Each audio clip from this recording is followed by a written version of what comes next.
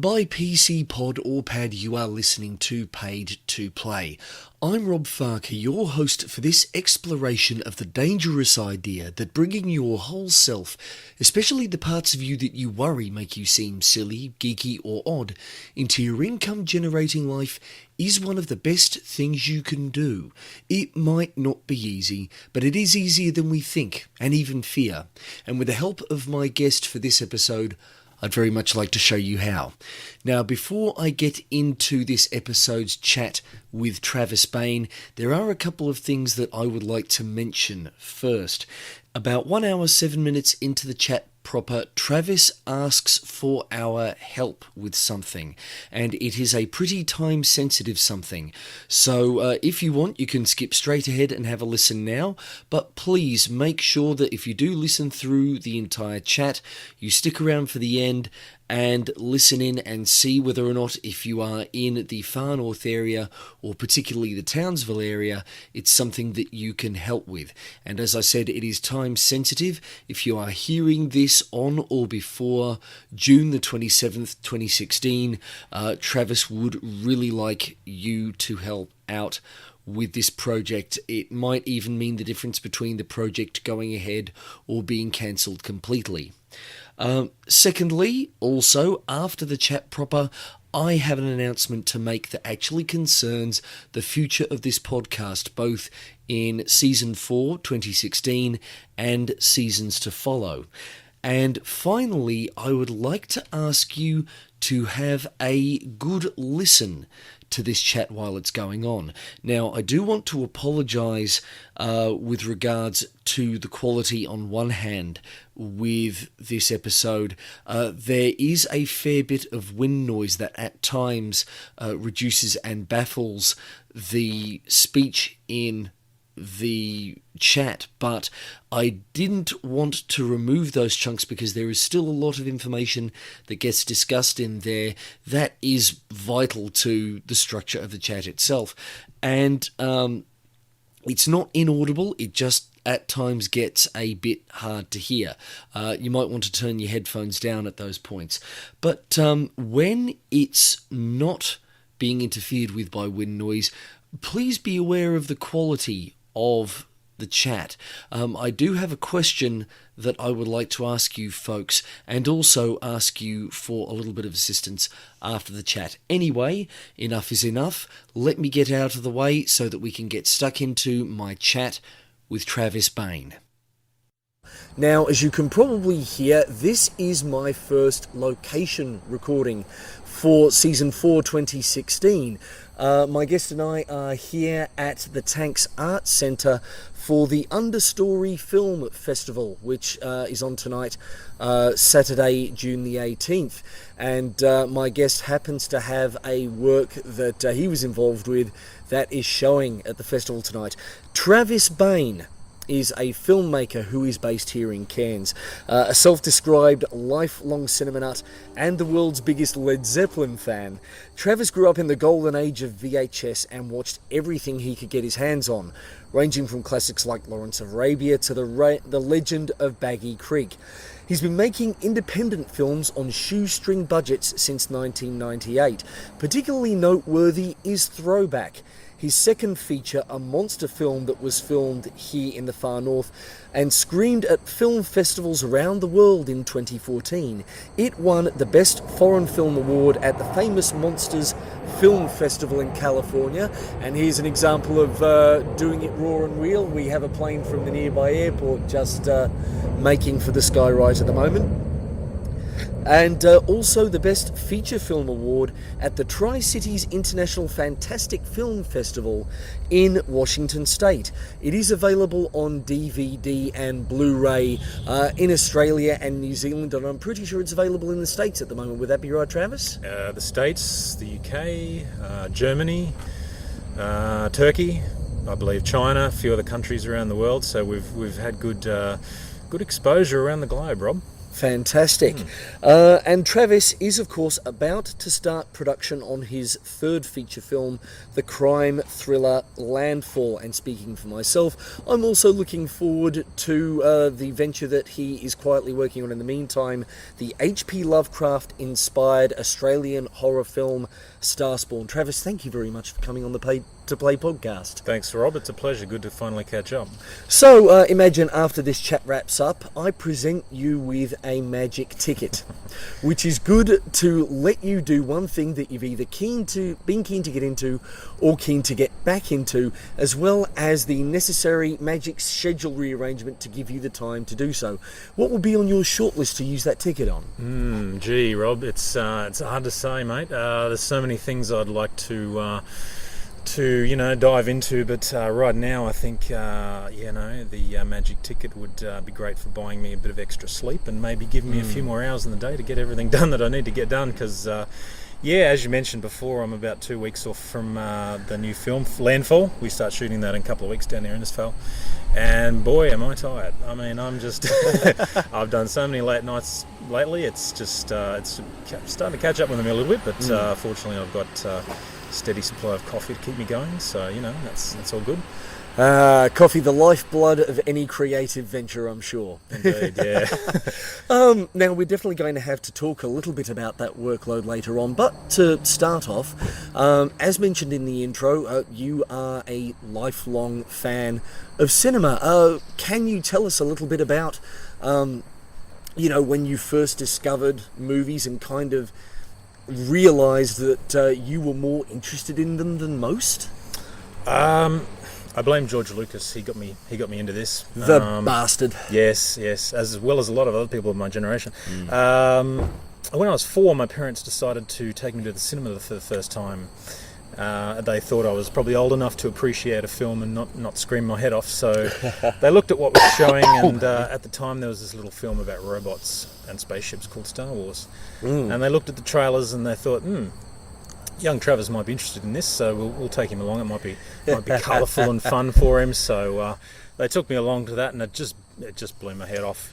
As you can imagine, I mean, you're 4 years old. All you've ever seen is a little square TV screen all your life, and suddenly you've got Star Destroyers coming over your head, and the most amazing surround sound, and stormtroopers and R2-D2 and creatures in the cantina and all this other stuff, and I don't know. It just absolutely fired my imagination, and I know even at that young age, I didn't know how it was done or how they did it, but I wanted a piece of it. So that's what sort of started the journey. And then as I sort of rolled along through high school, I sort of started to become a bit of a daydreamer, and I got a bit bored with my school lessons and started writing stories and that sort of thing, and that sort of developed into more of a serious quest later in life when I started trying my hand at writing novels and then screenplays, and now I'm turning those screenplays into films. So it's sort of been a long evolutionary process, I guess you'd say.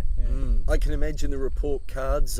Travis is a bright young man, but needs to apply himself more, that kind of thing. How did you get a hold of my report cards? My mum's given you them, haven't I? Yeah, that's exactly what they said.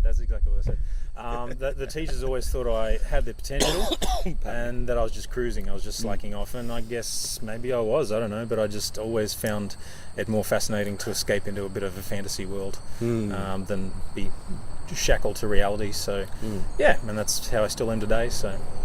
Know the feeling well. Yes. Well. Mm-hmm. Was there an AV club or anything like that at school? When did you first get your mitts on a camera, or were you actually in a drama club and on stage or anything like that rather than?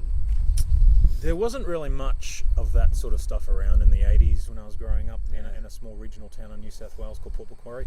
I sort of thought at the one stage for about 5 minutes when I was 13, I thought I wanted to be an actor, and I went off to a drama school for about 2 weeks, which was like a summer camp sort of thing. Didn't really enjoy it. I guess it was because I discovered then that I wanted to be the person calling the shots and telling them what to do rather than being told what to do. Yeah. And I was put in these situations where, they'd give you a character and they'd say, act out the scene this way, and I'd be like, no, I don't want to do it that way. I want to do it this way.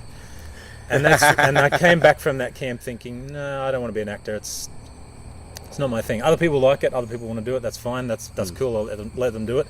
But for me, I'd rather be behind the camera and kind of like, you know, the puppet master pulling the strings, so to speak. And, you know, that's a role I've sort of settled into, and it suits me just fine. And I've worked with a lot of great actors over the years who are happy to be directed and puppeteered as such. But for me, the lure was always to be the storyteller, from back behind the scenes rather than being the person on stage. So the acting bug never took a hold of me.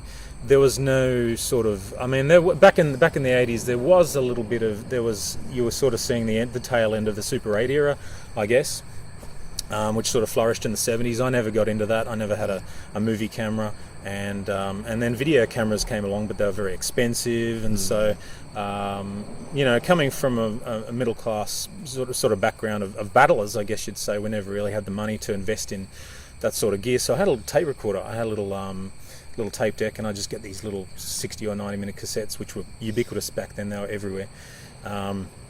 Most people just used them for taping their favourite songs off the radio, but you know, I decided to turn my spare time into little radio plays as such.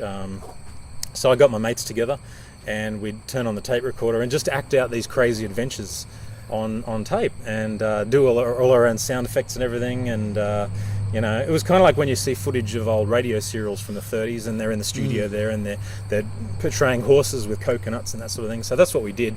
I had a little home computer which I learned how to program, and I'd program it to make explosion sound effects and rocket ship sound effects taking off and lasers firing and all that sort of stuff. So, you know, at the appropriate point during our little serials, we'd press a button on the computer and doo-doo-doo, you know, or something like that. Oh. You know, so it was all done live. You know what I mean? So yeah. We just played these tapes for our own amusement, and I've still got them somewhere at home. Hopefully, they're not degraded to hell by now. But I'd like to pull them out one day and see how they hold up. Yeah, I mean, especially funnily enough. In the modern internet age, it almost seems that those kinds of things are having a little bit of a resurgence. I mean, I know that I discovered a little while back that there is a long-running radio play called The Archers, which used to be on it still is on in England, and they webcast the episodes as well, so you can get them from there. And you hear about podcast successes like Welcome to Night Vale, which are enjoying this this ability to reach an audience just by creating a radio play similar to the way it was done in the past, of course, and getting it out there. So it's almost tempting to think that those 90-minute cassettes, if they could be, you know, pulled out and mastered as necessary, that you could whack those on the net, and next thing you know, you might have something on your hands that people would love to listen to. It'd be quite amusing to hear a squeaky voice Travis, you know, from 1983. But yeah, it's really cool that this. I didn't know The Archers was still going. I'd heard of it years ago, but I didn't know it was still around. So obviously, it's got a pretty big fan base. And the kind of stuff we did was sort of a bit lo-fi, but a lot of kids were doing stuff like that back then.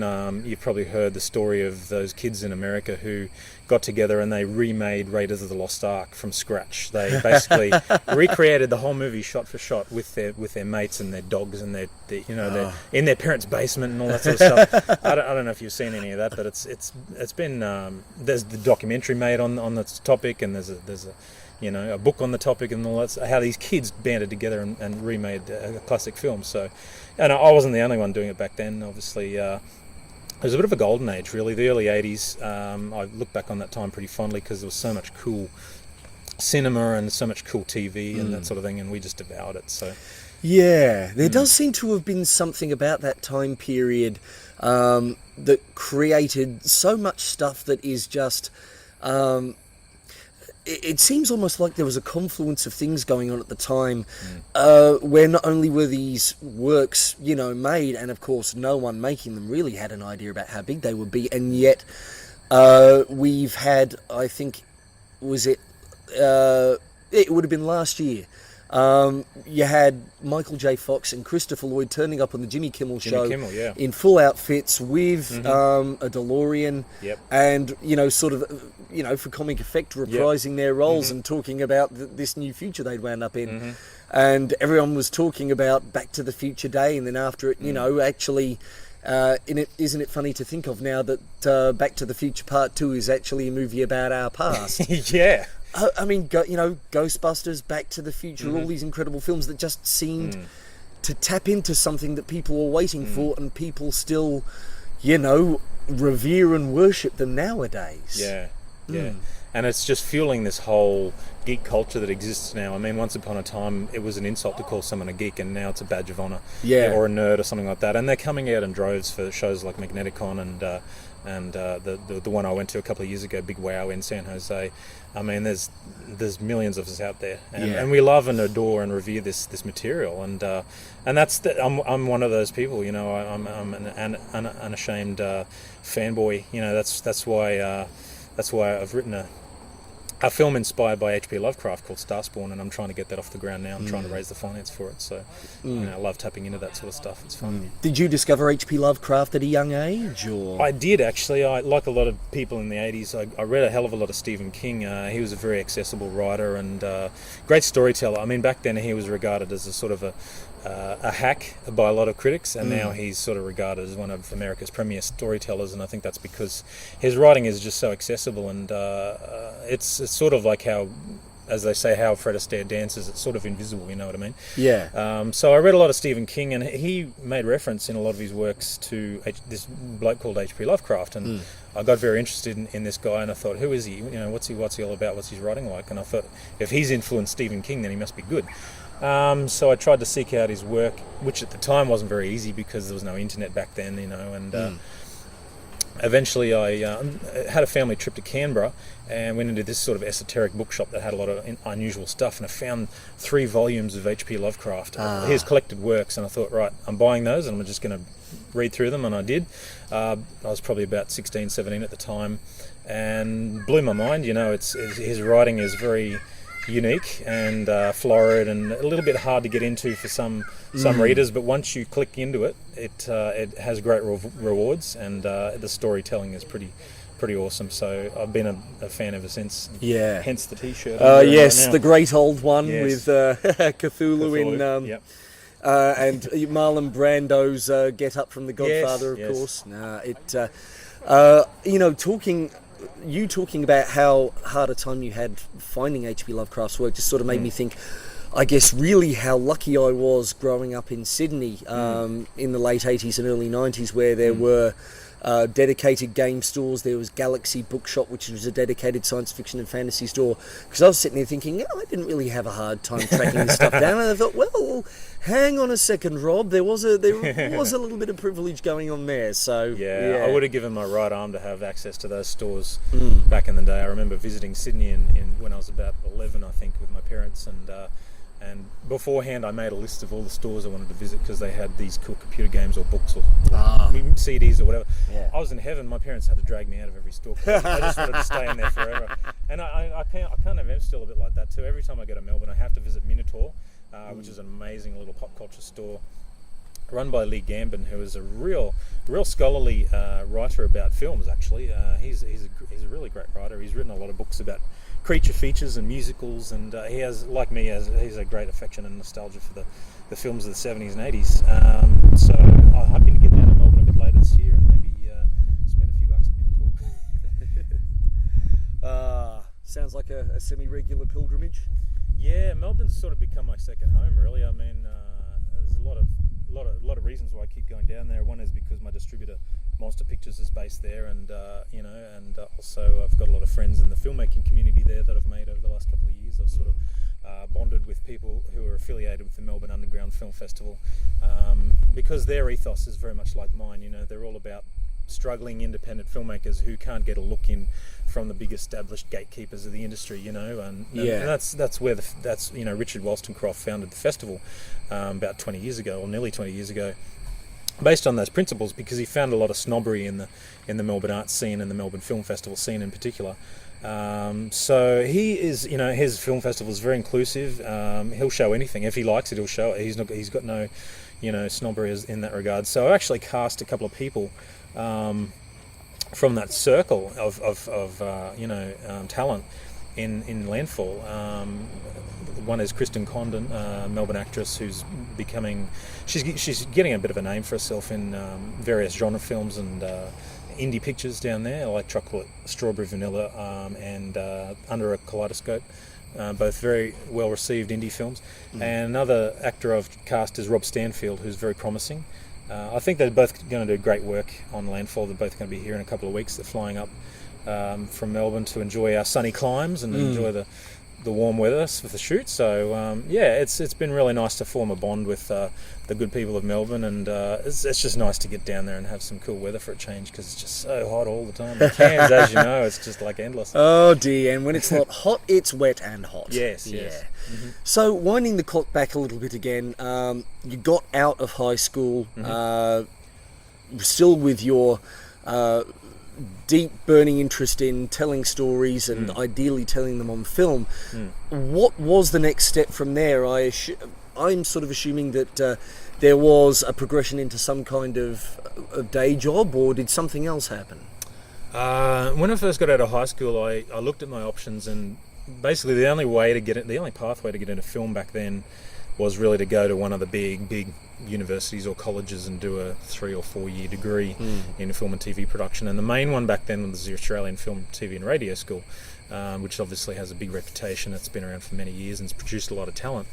I looked at their selection criteria, and they set the bar pretty high, and I thought, well, I don't really have anything to show them. I don't have anything to offer them. I'm just going to be this kid from a regional town saying, hey, pick me, I'm going to be really good one day, maybe. So I sort of looked at that and then thought, I can't get in there, it's just too hard. And there were other options around, like the Victorian College of the Arts had a course as well. Apart from that, there was no way to sort of teach yourself back then to do all this stuff, because books on how to be a filmmaker, how to do filmmaking, the nuts and bolts, they were pretty hard to come by. There was no YouTube, there was no internet. This is like the early 90s, so the resources available were pretty slim on the ground. Growing up in Port Macquarie, I didn't even know anybody who wanted to be a filmmaker. There was nobody.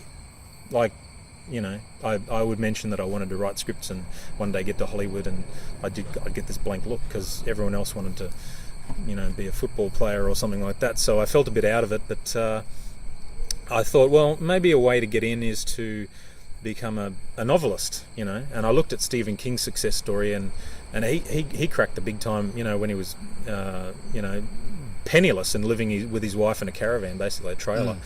So I thought, well, maybe, I can translate my storytelling abilities into that. So I wrote a couple of books.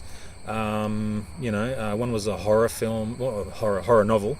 The other one was a sort of it had horror overtones, but it was more like a Jaws sort of thing, I guess you'd say. And I put them out to all the publishers back then, your Random House, your HarperCollins, all those guys.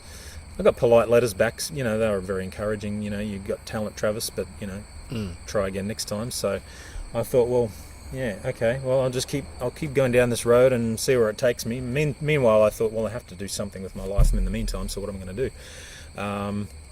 My second interest at that time was psychology, because I was kind of interested in human behaviour and why we do the things we do, and especially what makes criminals criminals, because around that time, as you remember, the Silence of the Lambs came out. It was a massive global phenomenon, and that really sparked my interest in criminology. So I thought, okay, well, if I can't be a filmmaker, I will go to uni and I will do a psych degree, and maybe I'll get into criminology. Maybe I'll work for the Australian Federal Police, or I'll do something like that, I'll see where it takes me. So I came to Townsville, and went to Townsville about 93 when I was 20. Started studying psych, still writing all this time. I was still writing books and little scripts and that sort of thing, sending them out and getting rejection letters and all the rest of it. Trying. Then in about 1993, I think it was, there was a watershed moment. It was one of those life-changing moments where you turn a corner and you go on a fork in the road that takes you off in a totally different direction. And I read a newspaper article about a young bloke in the States who had made a feature film for $7,000, and that was Robert Rodriguez. Of course, El And Mariachi. Yes. I couldn't believe my eyes when I read this article. I was like, "Are you joking me, right? Is there a missing 0 or 2 from this newspaper article? What the hell? How could you make a feature film for $7,000, let alone an action feature film?" Yeah, I remember seeing some TV articles on that around about the same time, and him basically sitting for want of a proper dolly setup in a wheelchair, holding the camera, following his star running down a corridor, and Yeah. Now, as you probably know, I mean, prior to that, my view of Hollywood was that films cost millions of dollars to make. They've got 100 people on set, they've got catering, they've got cranes, they've got cameras the size of a car, all this other stuff. They've got a budget just for the clipping the star's toenails. So to read about a young bloke who was a one-man band who'd made his own feature film for $7,000 and cracked Hollywood, put the hook in me, and I thought, wow, how can I get a piece of that? So I started researching more about him and trying to find out more how he did it, and trying to read every article I could find on it and watch every news interview on TV. He popped up on the Today Show. I think he was talking to Brian Gumble or something like that. Meanwhile, I was studying at uni, and I was doing okay. I was doing all right, but my interest was kind of waning in psychology. It was hard to maintain an interest in that when I knew that there was a potential doorway opening up for me over here. Yeah. And were you paying your own way through university, or running up a HECS debt, as kids out here seem to? Yeah, well, I had a HECS debt, but I was also working, a little bit, doing casual jobs here and there and that sort of thing, and living at home with my parents, which is always a good way to save money. And at that stage, I didn't have a car, so I didn't have to worry about paying rego or any of that sort of stuff, running costs.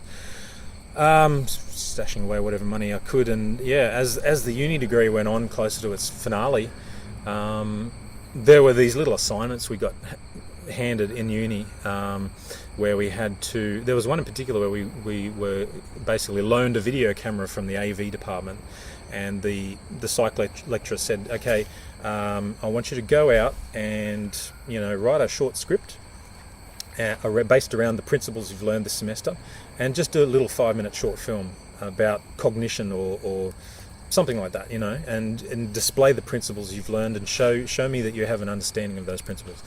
And that put the hook in me even more. And once I got behind the camera, I was like, yeah, this is what I want to do. This is, and I got on the editing suite and I was cutting it together, and I thought, wow, this is like a drug. I love this. This is what I'm meant to be doing. This is great. Meantime, I was trying to focus on the psychology and not let my attention drift, and then that was sort of like the golden age of art house independent films too. You had not only Tarantino came out at that time, but Rodriguez, Nick Gomez, Alison Anders. There was a whole flood of these indie filmmakers that came out of the States and other parts of the world, and they were doing these El Cheapo films. Kevin Smith is another example. I mean, he's like the patron saint of El Cheapo independent films. He made Clerks, of course. And I was seeing all this stuff come out and thought, man, if they can do it, why can't I? What's stopping me? So that's when I started veering away from writing novels and started writing screenplays. And I wrote my first feature screenplay in 1997, which was a little action film. Wrote that, sent it off to a few production companies. Similar response to what I got from the publishing houses, thanks for your effort, good work, but not this time, sort of thing. So that was sort of the beginning of my journey, and then I graduated from uni, and I was just about to go to New South Wales to do a graduate degree in criminology to augment what I'd already done in JCU. And at the very last minute, just before I was about to head off, I don't know why I did it, but I just, out of curiosity, I grabbed a book on short courses from a local newsagent, the ones that have all the TAFE courses and open learning courses and all that sort of stuff. I was just interested to see if there was anything film related that I could do, or anything, I was just curious to see if I could get a foothold. And I found this little TAFE course in Brisbane, which was offered. It was a 1-year course. I thought, great, I'm in and out in 1 year, perfect, great. It's hands-on, it's vocational. I don't have to sit there and listen to endless hours of film theory, because, I've already had a bit of an education in film. You know, my dad introduced me to all these great, wonderful films in the 80s on VHS, and, you know, I felt like I was ready to just spread my wings and fly, and I just wanted to get in there, learn how to use the cameras and stuff, and just get going, you know, just get my hands dirty. So that's what I did. I suddenly just abruptly just cancelled the criminology grad dip, and I thought, I can always come back to that later if this other thing doesn't work out. So it was sort of a gap year study year. Yeah, gap study year. It was. Yeah, it was 1998, and that's when my life changed forever. So that's when I started. That's my first official year as a filmmaker. Because I don't count the uni assignments because they were dreadful. Of course. Yeah. Really, really dreadful. They were like my equivalent of the Star Wars holiday special, you know. They were just awful. Yikes. You know, but you got to start somewhere. Of course, of course. So, I mean, how did, from the sounds of it, that year went presumably swimmingly? I mean, it was being actually able to study what you wanted to study for the first time ever. Yeah, how was it? What fun stuff happened? And where did you go afterwards? It was a real life-changing year because for the first time I was sitting in a class full of other people who wanted to do what I wanted to do, and we spoke the same language. That was really important because for the first 20 years of my life I felt like I was talking a different language to different people when I talked about depth of field or this shot in Citizen Kane, which is so cool, or whatever. You know, so finally I was in a room of about a dozen other people, and we're all sharing the same experience, and we're all inspiring each other and firing each other up, and we spent that year just pumping out, like it was like we didn't sleep, you know. One of my mates, he just lived on this tube of condensed milk all the time. He was just sucking the condensed milk to give him energy all the time. You know, it was that crazy. We just lived in our cars. We were just on the go all the time, making films, because that's when digital video started to hit. Yeah. And suddenly you didn't need to spend thousands of dollars on film stock. You could just grab a digital video camera and start shooting on a tape. And that was great. That was just such, you know, I mean, it was such a game changer. So I had an amazing year that year with some wonderful people. We just pumped out short films. We started putting them in festivals. We started winning awards. One of the awards we won was an all expenses trip to Sydney to the AFI Awards in 1998. Wow. We got to go backstage with, you know, Jeffrey Rush and Kate Blanchett, Ernie Dingo, Bud Tingwell. I mean, you name it, they were there, and we hobnobbed with these people at the after party and interviewed them. And there's actually a little video I've put up on YouTube of just a 3-minute highlights reel, me talking to Rachel Griffiths and us looking for George Lucas and all that sort of stuff. Okay. So much fun. Our heads were ready to explode from the excitement of it all. Well, link please for the show notes. Okay. Absolutely. I'll definitely want to be sharing that with everybody. For sure. Yep. Yeah, so the heady heights of the best of Australian acting talent, both at the time and, you know, when you're talking about Jeffrey Rush and Kate Blanchett and the like, you know, still nowadays. David Wenham. I mean, I hate to sound like a name dropper, but these people were just like literally walking around you, and I was like, oh my God, I'm surrounded by the gods. It was amazing, you know, to go from a psych graduate who was just about to go into criminology to 1 year later to being at the AFI Awards dressed in a suit, surrounded by these people that I dreamed about working with, was astonishing. So that was pretty much it. Your destiny was cemented. You were now a filmmaker in, at least the course was set, if not the actual wage coming in from it, as I guess it's all, you know, always a struggle on that front. But so where did you go from there? I mean, so we're now, you know, the end of the 90s, early 2000s. What was did you have a career in the media industry, the entertainment industry, that you were able to get into, or were you still, you know, the struggling indie filmmaker? When I could scrape enough money together, I bought myself a video camera and I hung out my shingle and started doing corporate videos, wedding videos, any kind of videos really. I did a video of the opening of a new church. I can't even remember what denomination it was, but I did everything. I just did whatever came my way basically. And the goal was to just try and scrimp and save enough money to buy more gear, become more self-reliant, and then maybe have a crack at doing my first feature. Because back then I was just obsessed with doing my first feature. You know, that's where I wanted to go. I was having success with the short films and I enjoyed doing them, but I thought there's no career path you basically can't break into Hollywood with a short film. No. You have to do it with a feature like Rodriguez did, or one of those guys, Tarantino. So, I think it was about 99, 2000, I started writing these very, very low budget feature scripts, which were specifically designed to be my first DIY project that could be done very, very cheaply. One was an action film, one was a sort of a serial killer film. There were a couple of different things I tried my hand at. And then on the strength of my short films, by which stage I had about 6 up my sleeve at this stage, I tried to just basically reach out to people in the industry in Brisbane and just try and enlist their help. I mean, I knew I couldn't do it on my own because some of the stuff I was planning was a bit ambitious. So I thought, well, I'm going to try and find other producers, people to help me out. I made a lot of applications to the Pacific Film and Television Commission, which was the then name of what is now Screen Queensland. Couldn't get any traction with them, unfortunately. And I guess was that thing looking for things like grants to get films made, that kind of stuff? Yeah, exactly. I started writing applications for grants, never got anywhere. They just politely said thanks but no thanks. This isn't for us. You need to attach a producer to your project before we take you seriously. And 18 years later, I'm still hearing that from them, basically. So it's very demoralising and very hard. And I have a very I don't have a good relationship with Screen Queensland, let me just say that much. Yeah. I'm pretty outspoken, I'm pretty critical of them and have been over the years, because I think they don't really support the up and coming rising filmmakers.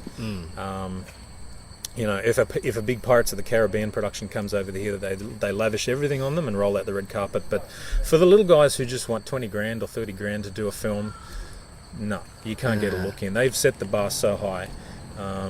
Like their selection criteria, basically, one of the things you have to do, like to get any kind of funding from them for anything, even $1, is you have to have a feature film accepted into one of 6 film festivals, and these are not little regional film festivals in, backwoods towns. These are like Cannes, these are like Venice, Berlin. So we're not even talking about your Trop Fests or anything like that. No. Not even Trop Fest is good enough. These are the top level international film festivals that even the established filmmakers have trouble getting into. And basically, Screen Queensland say, well, if you don't get your feature film into one of these festivals, we're not interested. See you later. It seems like the same insanity that you hear everywhere.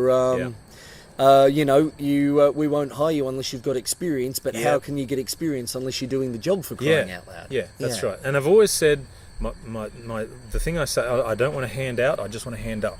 Because obviously filmmaking is totally different to all the other arts. It's a very expensive medium. You have to have some money behind you to do a decent job. You can make shoestring films on the smell of an oily rag, but you can't grow if that's all you do. You can't progress in your career, and unlike, say, for example, a painter who can just grab some art supplies and do a painting, or a writer who just writes something on a laptop, a filmmaker needs to hire people, they need to get gear, they need to travel to distant locations, they need to build props or sets, pay a composer, all this other stuff. It's a very expensive hobby in a way, I guess.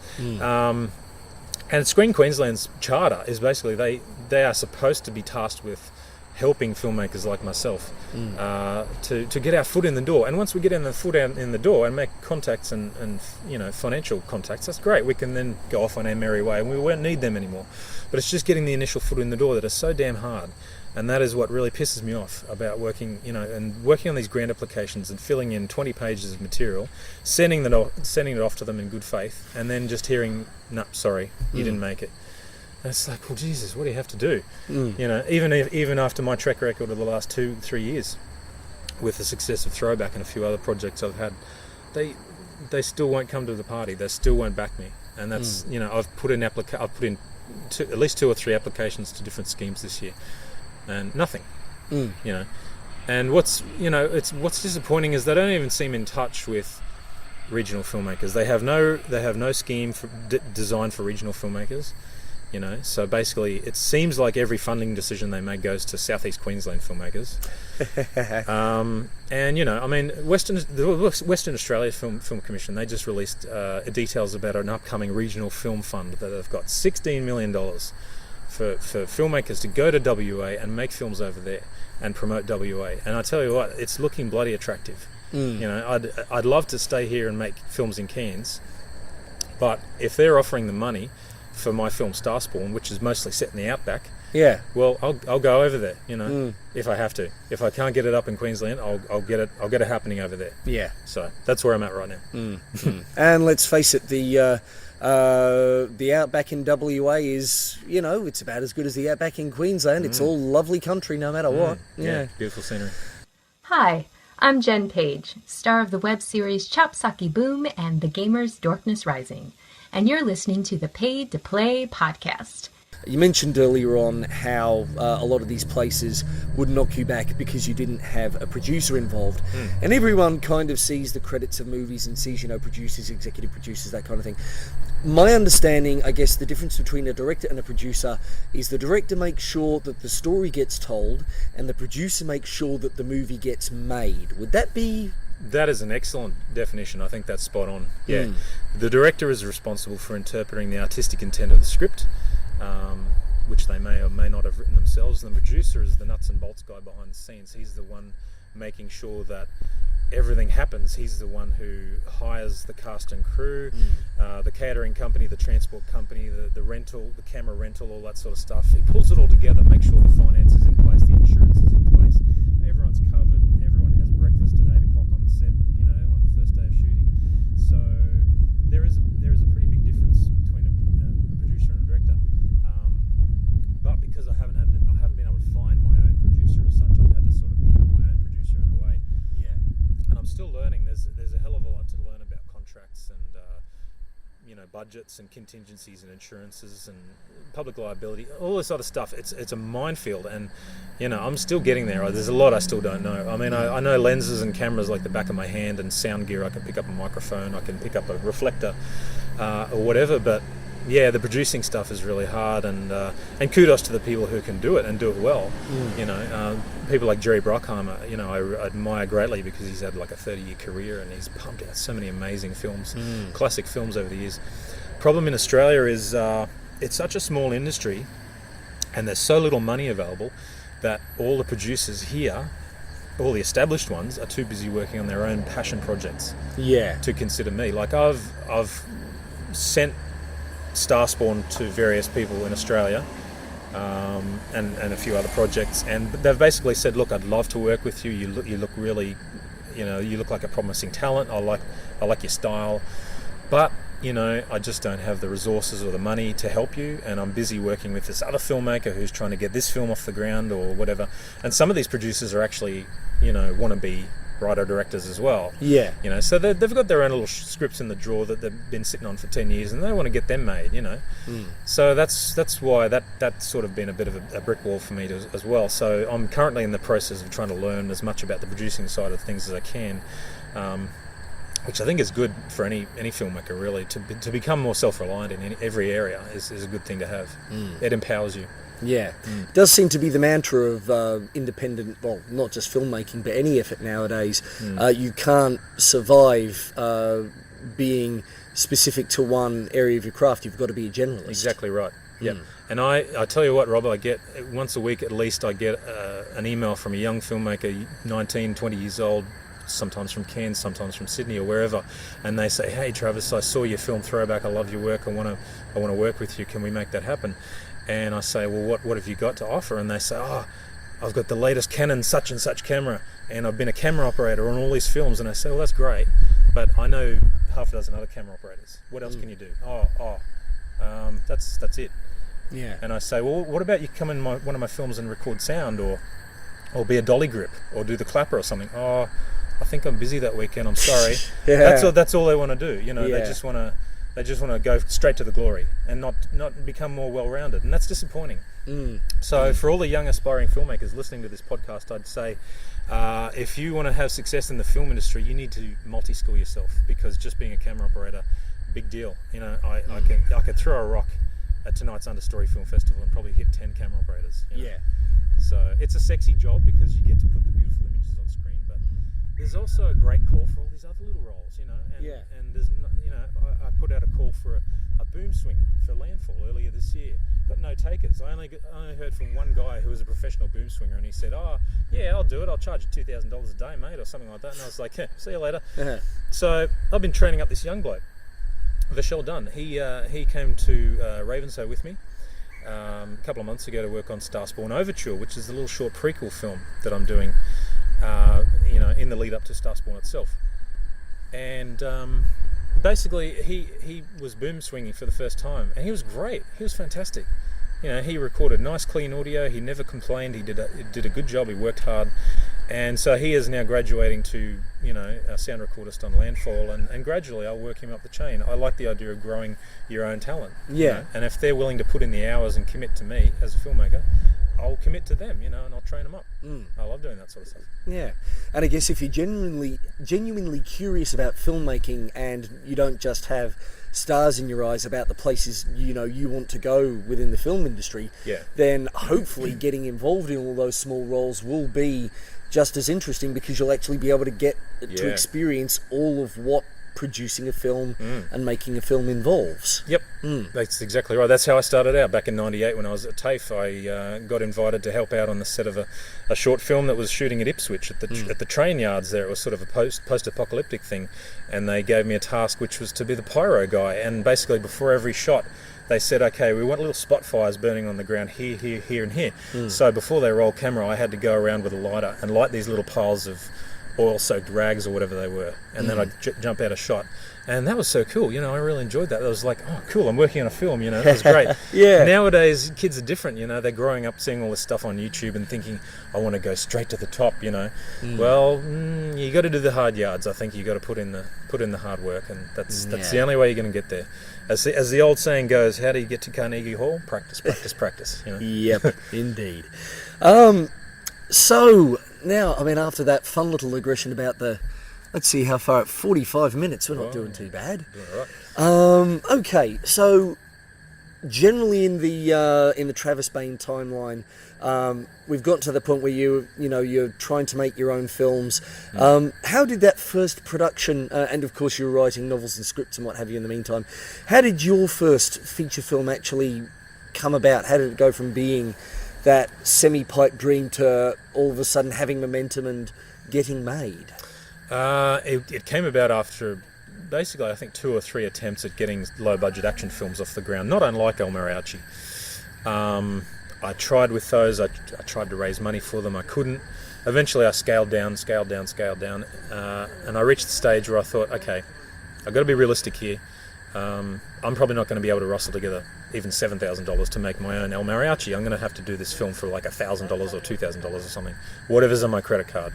So I wrote this script called Scratched. It came to me one night when I was on the train in one of the Brisbane trains. I was on the way back from the Brisbane International Film Festival, because around that time I was working for a website which is long defunct. It was called tribe.com.au. And it was sort of a youth affairs website. It was entertainment and lifestyle and music and arts and all that sort of stuff.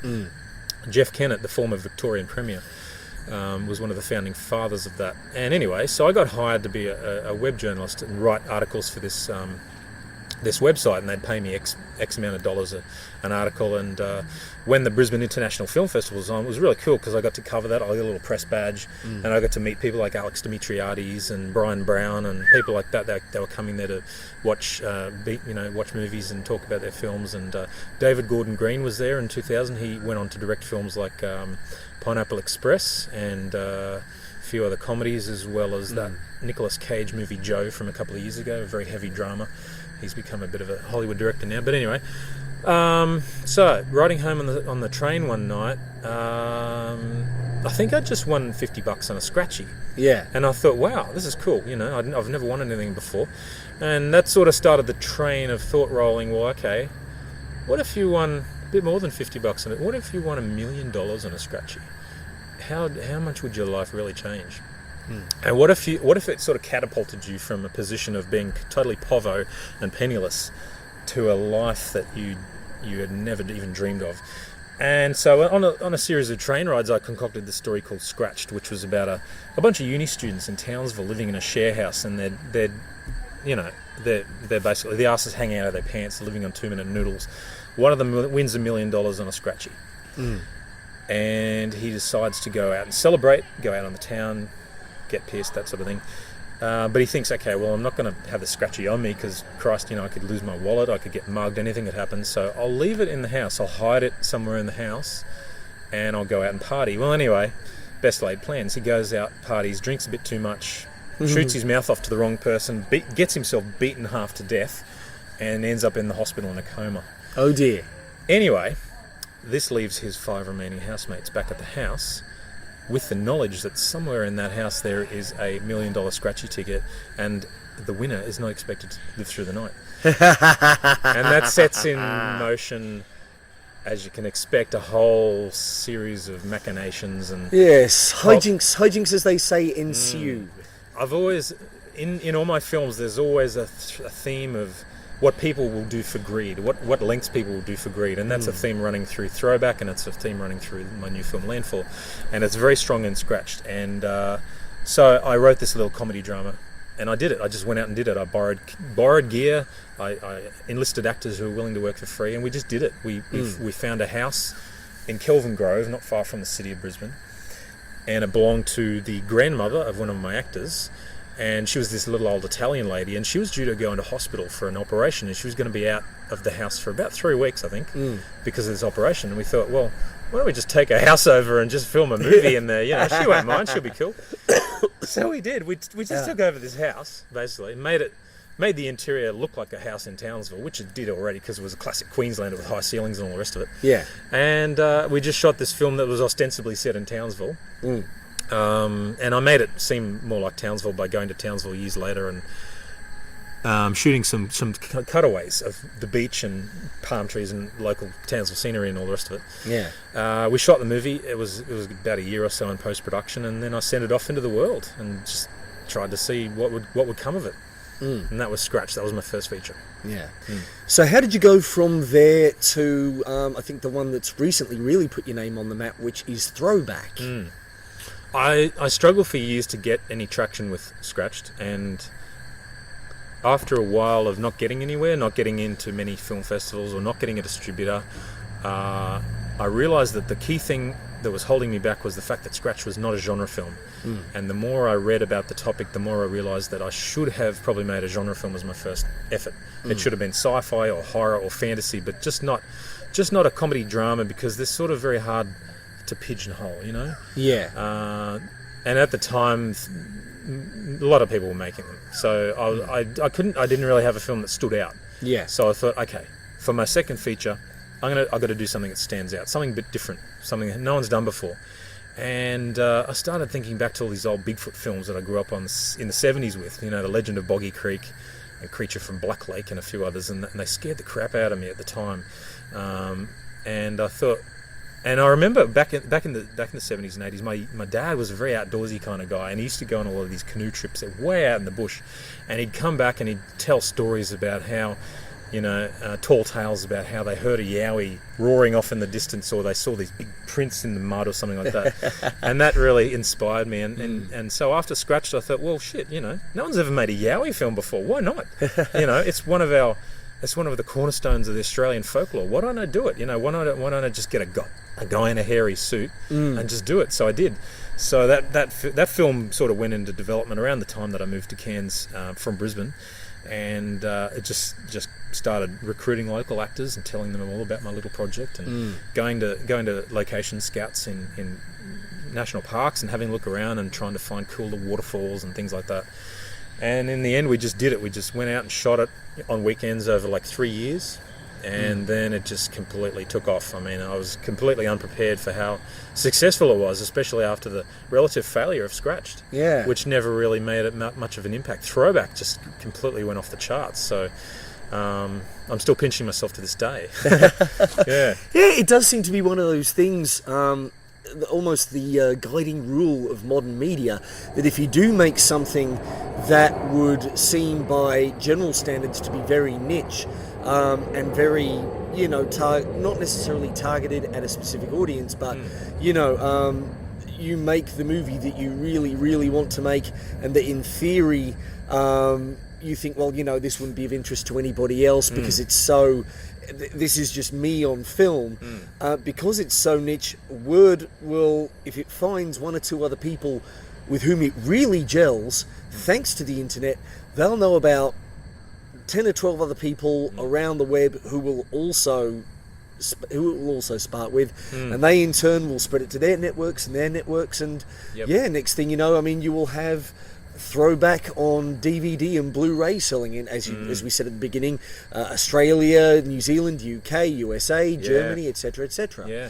So, and now as I understand it, you have got this kind of, I suppose, production house of your own, Sapphire Pictures. Now, was that born out of Throwback, or did it, evolve as part of the process of getting that film made? Or? I've had Sapphire Pictures since '98 when I first started filmmaking. I knew I needed a snappy production company name and logo, so I just created it back in the day. Yeah. It's sort of, I think it's my birthstone, the Sapphire, and also I had very fond memories of family holidays fossicking when I was a kid, fossicking for gems, and I collected all these little sapphires, and that was one of my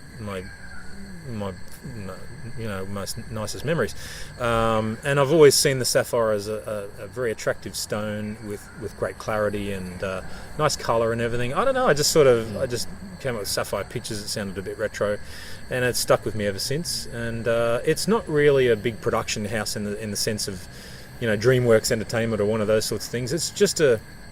It's really just my artistic vision, and I'm working with a cooperative of people.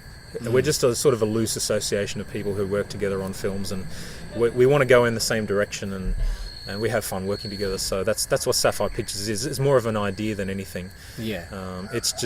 It just sort of embodies getting shit done, Like, as I've said before, I don't sit around waiting for the phone to ring. We just make stuff happen. Yeah. And I was telling David Anthony a couple of weeks ago, the editor of the Tableander newspaper, about some of the rain and cyclone effects we're prepping for landfall, because obviously we've got to create our own cyclone. Yeah. And I was telling him we got this half-ton water tank, and we've got a pump, and we've got a rain bar, and we've got industrial fans, and all this other cool stuff. And he was like, how do you do all this? How do you make this happen? And I just said, well, it's the people I work with. We're Sapphire Pictures. We get it done. So we just have this can-do attitude. It's like, we don't like people telling us you can't do that. Screen Queensland tells us you can't do that. They can get stuffed. We're doing it.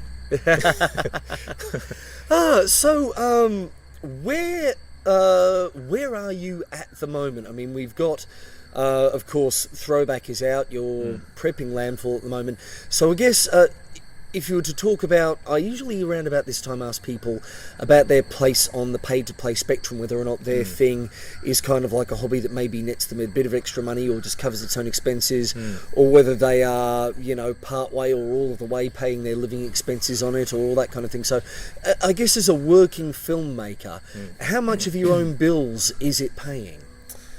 Well, put it this way, the income I'm deriving from Throwback, from the various screenings and things, is helping me in some minor ways. It's helping me buy the odd lens here or there or whatever to add to my kit. It's nowhere near providing enough of an income for for paying the mortgage and all that sort of stuff. And that's just the reality of independent film. Most of us working at this level are not making enough to quit our so-called day jobs, and that's why I'm still doing a lot of corporate videos and wedding videos and things on the side. I've actually just shot 3 big wedding videos in Townsville. I had to do three different weekends down there. Okay. Because I work with a photography group down there, and they throw me some work every now and then. And that's a good little side income, and that helps me pay for things like, if I need some flyers printed to promote a screening, or if I need... I don't know, a new microphone or whatever. I can just, pay for that sort of stuff, and it keeps me going. And then occasionally you win little film festival prizes, and they're nice, they're fun. But ultimately, I want to get to the stage where the budgets of my films are what are keeping me afloat, and it means I can give up all the other stuff. I can give up the wedding videos. And don't get me wrong, wedding videos are actually a good training ground for young filmmakers, because you're on the go for like 10 hours a day. You start with the bride getting ready, you finish with the cutting of the cake or whatever. So you're on the go, you're filming all day. It's good practice for being on a film shoot. You've got to think on your feet, you've got to act quickly because you only get one take of everything. Yeah. You know. And you get to test out sort of cinema verite techniques. You know, it's like shooting a documentary in many ways. I just sort of settle back in the groove and shoot it like a fly-on-the-wall documentary, which I quite enjoy. Yeah. So that's that. All that sort of work is sort of keeping me going. And every now and then I'll have a little windfall, like, you know, like a throwback screening might happen somewhere, and I might get a little bit of money out of that or whatever. But ultimately, the goal is for me to try and find some financiers who like my work and are willing to back me. So that's why I'm considering going to the American film market in November this year to try and find those money guys, because they're not here in Australia. Yeah. Well, there are some here, but they're few and far between. Most of the big players with the checkbooks are over in LA. So Yeah. I'm going to take my work over there and show them and see what they think. So that's where we're at right now, basically. Okay.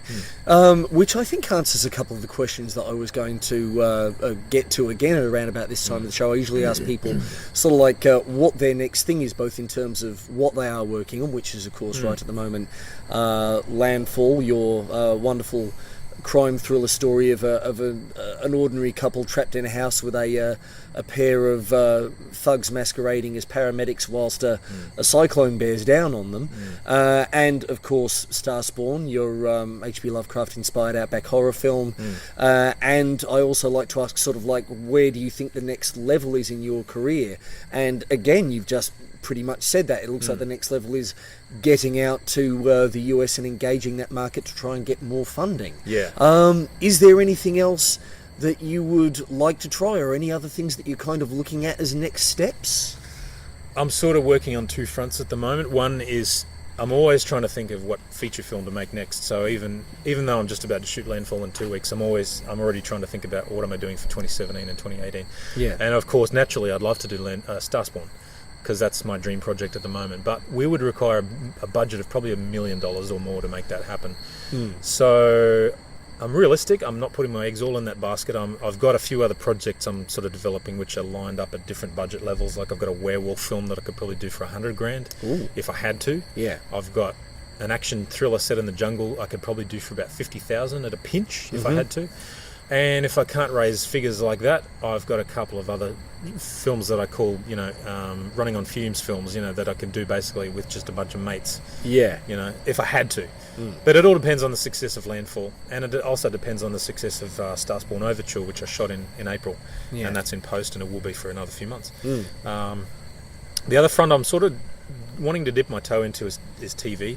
Because I think we're in a bit of a golden age of TV drama at the moment, especially with shows coming out on Netflix and Amazon and Hulu and all these other streaming providers, which are really good. They're really well written and directed. You know, you got shows like Orange is the New Black, Togetherness from the Duplass brothers, really inspiring stuff. Master of None, and Aziz Ansari's show, and these are basically shows put together by independent filmmakers. You know.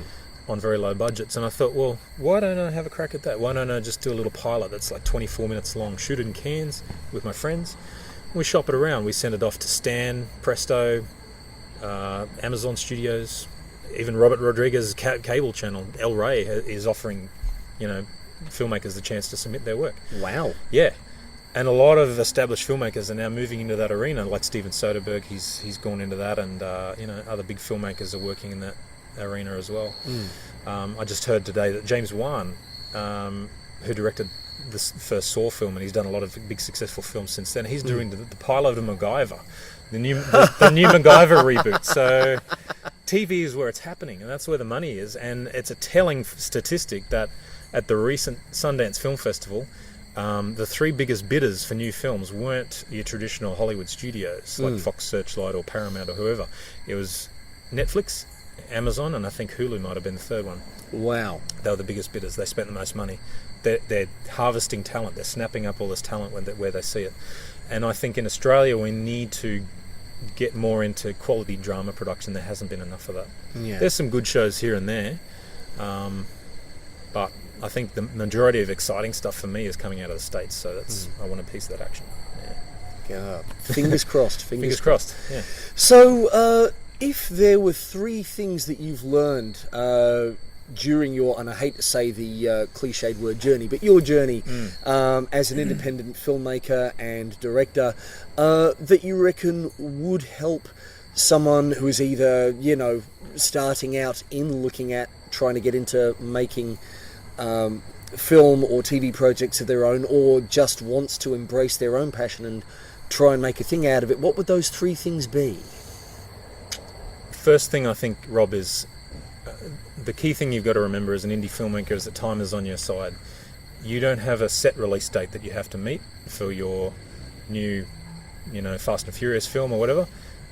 You can take your time and work on your project for as long as you want and get it just right. And people have accused me of being a perfectionist and being a bit slow and, you know, being a bit obsessive, but, you know, it was worth it to do that on Throwback. I developed the script over several years. I honed it and got it just right.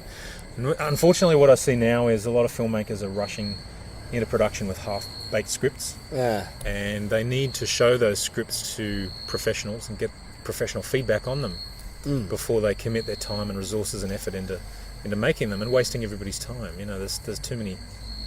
Like, independent filmmakers send me stuff all the time. They say, "Hey Travis, can you look at my film and tell me what you think?" And I look at it and think, well, Jesus, you know, it could have been all right if you'd developed the script a bit more. Problem is, bad writers don't know they're bad writers. Yeah. They think they're great, and that's the problem, I think, which is why a lot of indie filmmakers don't get distribution, is that the end product just doesn't stack up. It doesn't hold up. It doesn't hold the interest. The characters are not there. Yeah. So characters are paramount to me. I really invest a lot of time in developing my characters. Yeah. So, yeah, I mean, you don't have a lot of money, but you have a lot of time. You know, you can release your film whenever. You don't have to rush it. You can bring in other people and listen to their advice. You know, don't just put up a brick wall and say, "No, I know how to do it. It's all good." Listen to other people, because oftentimes they're right. They're basically your audience. The people with the people you work with on your film are also your audience. They're going to be the same as the people who are going to pay to see it. You know, so listen to them. Number two, second thing I've learned is that it's harder than you think, but it's not impossible. There are no shortcuts, and you really have to put in the hard yards, but you can make it if you're dedicated and you don't give up. You know, because quitters never make it. You know, I know that sounds like a T-shirt or a bumper sticker, but it's true. It really is. You stay the course. I mean, I came up with a lot of indie filmmakers in Brisbane who made indie feature films alongside me. You know, they were making these little short comedies or dramas or whatever. And after their films tanked, they never made another film again. They just went into corporate management or something like that. They never did anything again. They were so discouraged, and they thought, "I can't do it. It's too hard." But if they'd learned from their mistakes and applied themselves the next go around, I think they might have had a chance of succeeding.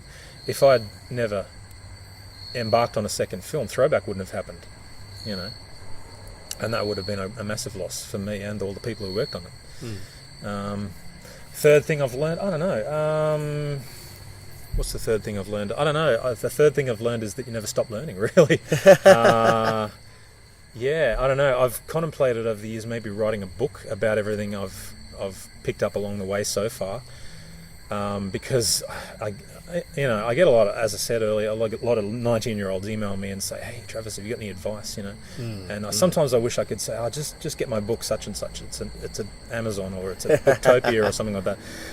But then I thought, well, if I wrote a book like that, it'd be pretty much obsolete by the time it came out, because I would have already learned so much new stuff, and so much would have changed in terms of technology since then. Yeah, you know, the camera I recommend a year ago isn't necessarily the camera I'd recommend today, because there's new technology on the market. So yeah, I would say to young filmmakers, just keep an open mind, you know, and just keep taking it all in like a sponge, you know, and keep looking for new opportunities and new ways of doing things. So and that's what I'm trying to do. Well, as we're coming to the end of the show, where can people find out a little bit more about Travis Bain and ideally get their hands on a copy of your previous works? And not only that, what have you got coming up in the near future? Well, Rob, I've got a website, sapphirepictures.com.au, and it'll point you to all of my current projects, past and present. So you can look at Throwback on there. Well, you can't watch the film, but you can find out where to buy it on DVD or hire it or stream it or whatever you want to do. You can even order a copy of my first film, Scratched. You can go to links to my earlier short films from the 90s and see how bad they were. You can read the novel that I published in 2011, The Aztecs, which is an action-adventure book.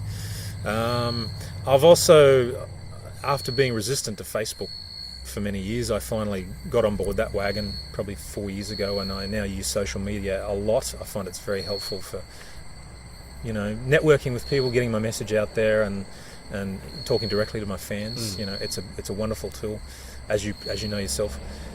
So I've got Sapphire Pictures Australia on Facebook. That's got all my current projects on there, and I've also got a bunch of little separate Facebook pages for different projects, like Landfall, which is on Landfall Movie. Throwback Movie is another one, so you can check out updates on what I'm doing, and support my work and buy my DVDs and that sort of thing. And every now and then there's a casting announcement or some other bit of news about what I'm up to. I'm appearing at a film festival here or there or whatever. So so I'm trying to keep up with all that, as well as making all the films at the same time. And it would be nice to have someone I could pay to do all that for me, but maybe one day. We'll see. Yeah. Now, it was a pleasure actually meeting you at Tropicon, which was Cairns' first pop culture convention last year. And I understand that, especially as there won't be a Tropicon at the same time this year, you're going to be in MagnetiCon in Townsville. Indeed. In July? Yes, MagnetiCon is very exciting. It's happening in about 2 weeks. They contacted me and they said they were interested in having me involved. They heard about my work, and I said, yeah, sure, I'd love to be there. I lived in Townsville for a number of years in the 90s, so I still feel a bit of a connection with the place. And we never had a public screening for Throwback there. It's screened in Cairns, and it's screened in Melbourne and a few other places around the world and that sort of thing, but for some reason or another, it just never happened in Townsville. So we're trying to get that happening. We're trying to make that a thing. We've got FanForce on our side. Now, they are an organisation that just started up a year or two ago, actually, and it's a cinema on demand service, basically. And it's a really great idea. Basically, how it works is a filmmaker can submit their film to FanForce, right? And FanForce creates a special page for it with a trailer and synopsis and cast list and all that sort of stuff. And then anyone in Australia who wants to see this film can request a screening. So they basically jump on the website, click on a button that says request screening, and so if you want to see it in Hobart, or you want to see it in somewhere else, some little country town in Victoria, wherever, Darwin, doesn't matter, you can put in a request, and if enough tickets get sold, the screening happens. So we're currently trying to set up this Townsville screening for Throwback. Now, we have to reach a tipping point to make sure that happens, which is 98 tickets. Okay, so once we hit that tipping point, that means that everyone, like the cinema gets paid, the FanForce gets paid, and I get paid. Basically, everyone gets a cut and the screening goes ahead. If we don't hit that tipping point, we basically won't have enough money to do the screening. Now, it's a great system because if we don't hit the tipping point, no one gets charged. Like you can pre-buy tickets online, but if the screening falls through, you get refunded, no problem. So we're setting this up, and it's going to be on Saturday, just 2nd of July at 6:30 at the cinemas there in Townsville. I'll be there to do a Q&A afterwards with Vernon Wells, who's my good mate. He was in Throwback and Starspawn Overture, and we're about to do Landfall together. So it's going to be fun. And of course, fans of genre cinema will probably, if not know the name Vernon Wells, they will certainly know at least two of his movies, because he was the character of Wes in Mad Max 2: The Road Warrior, one of Lord Humongous' immediate underlings, I think. Yes. And he was also Bennett in the Schwarzenegger vehicle Commando. That's right. Which actually, it wound up on TV recently, and after discussing it with you, I was just sort of saying, I was like nudging my wife, look, him, he's the one he's working with Travis Bain, and he's making movies with him. And my wife was like, okay, whatever. Yeah. But, I'm a veteran Australian actor, so I mean, it sounds like one heck of a concept, this FanForce thing. It's crowdfunding a pop-up cinema. Pretty almost. Much. It is. Do they get sessions? Do they hire out like your Hoyts or your Village, your Birch, Carrol and Coyle, just try and get a cinema in there for one session, and that's it, or fantastic. multiple sessions, whatever. The filmmaker can request a particular cinema. Once upon a time, a guy like me used to have to hire a cinema and hope that enough people bought tickets to turn up, and if they didn't, I'd be out of pocket. that's why we haven't seen a lot of independent films in the big cinemas. That's why there's all these movies like, Guardians of the Galaxy and all the rest of them. But now the rules have changed. With FanForce and other services like that, the fans themselves can dictate what they want to see at their local Birch, Carrol and Coyle or Hoyts.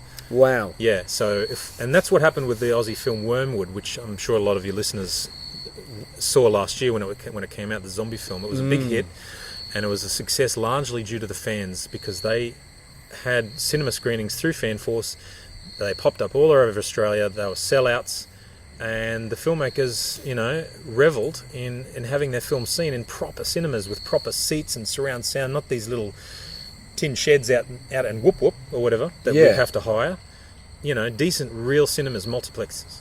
Wow. Alongside the big guys. So that's the direction we're going in now with Throwback. It's sort of going to be a dry run for Landfall. All right. Now, as this episode, I am going to do my level best to get it out on Thursday, June the 23rd. Mm-hmm. Yeah, I'm pretty sure that's... I'm just trying to get it up. Yeah, Thursday, June the 23rd.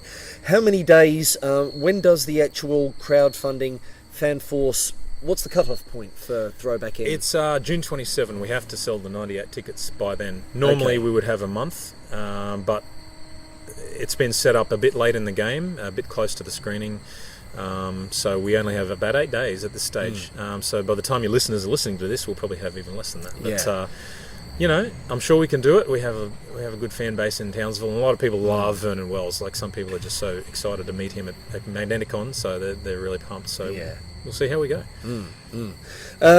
Any other convention appearances planned this year at the moment, or?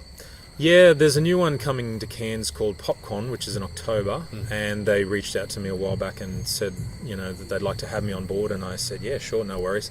So I'll be there as well, talking to fans, showing snippets of my new work. They'll probably see a bit of sneak footage from Landfall and probably Starspawn Overture as well.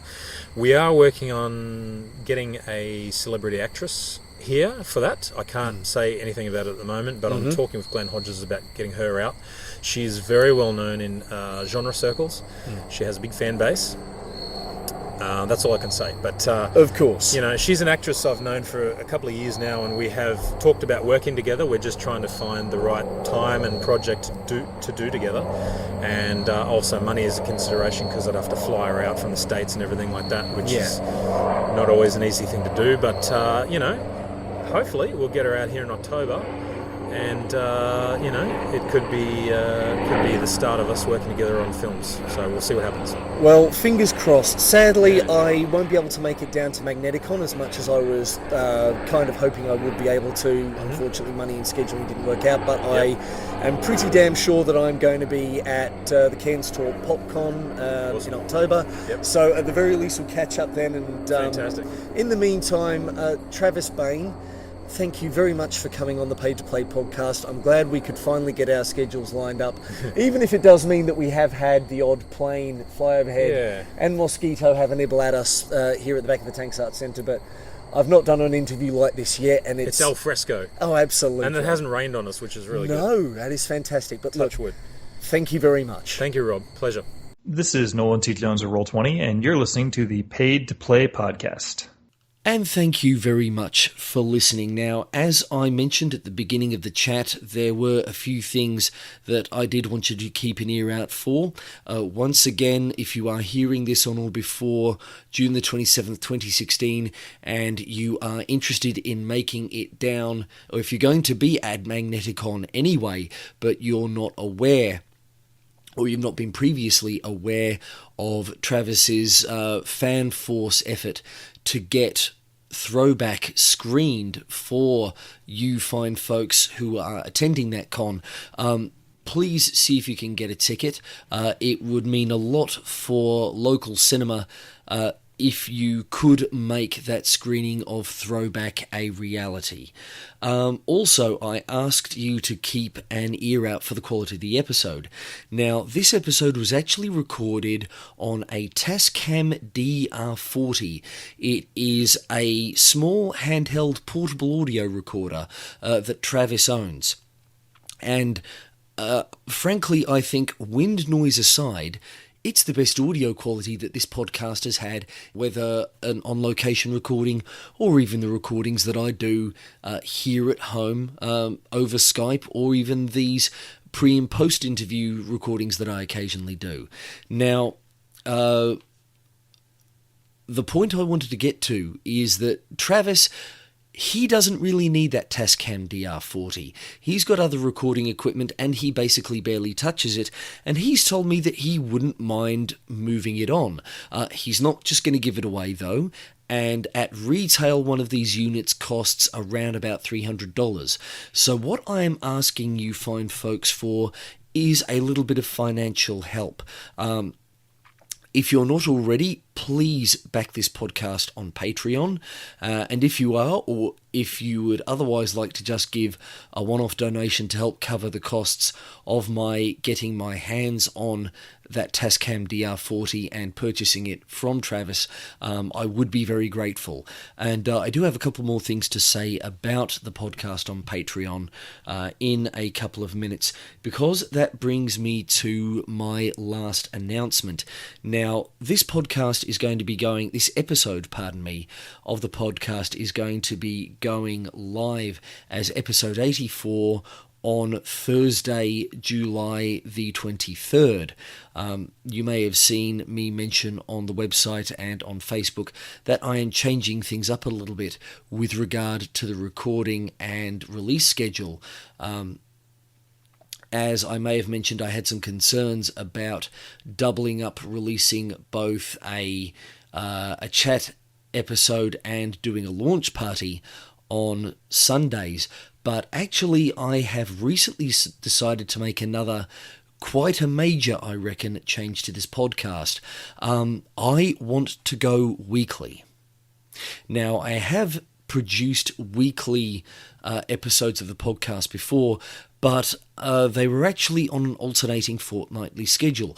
I was still releasing chats every fortnight, and in the weeks in between, I was doing sort of one-on-one editorial video log kind of episodes for the show. But what I actually want to do now is do a weekly guest chat. So get somebody on the show, record the chat with them, and get the episode up on Thursday morning Australian time for everybody, not to mention Monday morning for my $4 plus per episode backers on Patreon. I feel like it's the next step that I need to take with regards to this podcast. Fortnightly has been a good schedule up to this point, but I think if I really want to try and build a solid audience and get a good volume of Patreon backers, then I need to be producing content a little bit more often. I'm also flirting with the idea of doing a text-only update on the weblog once a week.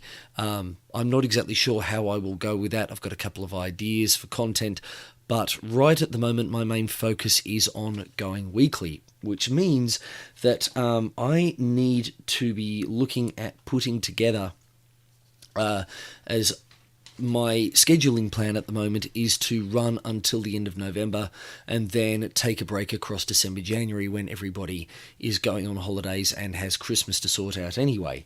This basically means that out to the end of the year, I need to get another 21 episodes total in the can so that I can maintain this schedule. The good bit is, as of this date, Saturday, August, I'm having an absolute blank on the date right at the moment, pardon me, Saturday, August the 18th, I do actually have, not including this chat, 4 chats in the can. So that means I've got July covered. I'm also keeping on top of my guest schedule, so that I reckon getting the other 17 chats recorded and up on time won't be a problem. But yes, I'm really keen on doing it, in part because I am looking at increasing the funding that I do get from Patreon. I have given my backers some warning about this and let them know that If they wish, they can institute backing caps. But folks, if you are listening to this, I do hope you consider backing the podcast on Patreon.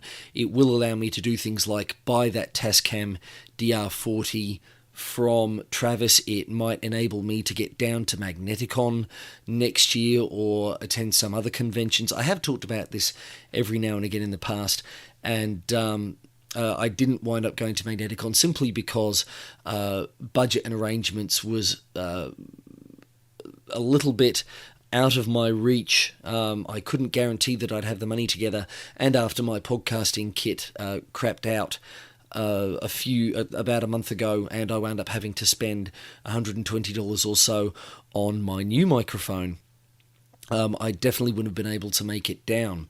But look, I'm hoping that that's something that you folks can help me out with next year and maybe make it to some larger cons as well. Also, with having to rejuggle the household budget, basically this Patreon crowdfunding that you folks give me is the entirety of my fun money. So you guys, as well as helping me invest in the podcast, are giving me my disposable income. So that means every now and again I might splurge on something like an RPG rulebook, or a dinner out for Vicky and I, or maybe even a trip out of town that doesn't actually relate to podcastery activities, simply because again, the way my budget is, this is the only income that I can get for myself that doesn't go into paying debts down or just our regular expenses. So I do want to again thank very much my Patreon backers for everything that they've put in so far, and I hope that you folks will stick with me and spread the word so we can get some more people on board. Now I'd like to ask you whether you can do a few things for me, please. The first of them, say hello. If you enjoy this podcast, I would love to hear from you. Doing it does get a little bit lonely sometimes. Tell me, what is your play? How have you tried to get paid for it? Have you encountered any issues, anything that's got you stuck or that you're struggling with? And is there someone whom you use as a role model for your play that I could chat with on your behalf? Now, you can find all of the podcast's online and social media presences at www.paidtoplay.com.au/contact. The second thing I'd like to ask you relates to the core idea of this podcast, the dangerous idea about getting paid to play. If we want to act on it, we do have to take some risks, especially in terms of exposing a little more of our true selves than we would otherwise dare. It's an idea that most of us could probably explore a little more, and it helps to know that you're not out there alone. So could you please spread the word on social media if you want to link back to the Paid to Play podcast's online presences? Again, you can find them all at paidtoplay.com.au/contact. And also, could you rate and review this podcast, whether it's in iTunes or an other podcatcher that you use to manage your podcasts with? Again, rating and reviewing helps the podcast increase in the podcatcher's rankings and increase the odds that other people will hear it. And finally, it would mean a great deal to me if you could back the podcast. There are two ways of doing this. The first is, of course, the Patreon page, which you can find at www.patreon.com, and Patreon is Papa Alpha Tango Romeo Echo Oscar November.com/paid to play. This podcast is a solo endeavor. I do all the recording, the research, the uploading, the editing, the logo design, the publishing, and the marketing of this podcast. So I really would appreciate your backing. I've been tweaking the goals and milestones for 2016, so please check out the Patreon page for those. And if you do sign up, please say hello on the Patreon wall.